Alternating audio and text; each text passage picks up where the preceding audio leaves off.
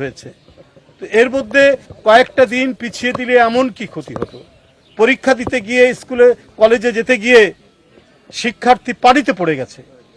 তো এই পরিস্থিতির মধ্যে শিক্ষামন্ত্রী এইদিকে দৃষ্টি দেবেন। এটা ভয়ঙ্কর রকমের জনদুর্ভোগ। একটি বাচ্চা ছেলে, একটি কিশোর ছেলে এই বন্যার কারণে সে পরীক্ষা দিতে যেতে পারছে না, আর দিতে গিয়ে সে যদি পানিতে ডুবে যায় তাহলে এটা অত্যন্ত দুঃখজনক ঘটনা। অবিলম্বে আমিও জনগণের যে প্রত্যাশা, তার প্রত্যাশার প্রতি আমি একাত্মতা ঘোষণা করে আমি বলছি যে অতি দ্রুত পরীক্ষা কিছু দিনের জন্য, কয়েকদিনের জন্য পিছিয়ে দিন, পানি কমুক, আবার পরীক্ষা নেওয়া যাবে। যাই হোক, আজকে এলাকাবাসী, উপদ্রুত যারা বন্যা কবলিত মানুষ, তাদের কাছে আমরা সকলে এখানে উপস্থিত হয়েছি। আমি এলাকাবাসীকে ধৈর্য ধারণ করার জন্য অনুরোধ করব। নিশ্চয়ই যারা সচ্ছল ব্যক্তি তারা আপনাদের কাছে এগিয়ে আসবে এবং সরকার সর্বোচ্চ পদক্ষেপ গ্রহণ করবে, যা ইতিমধ্যে বলেছি।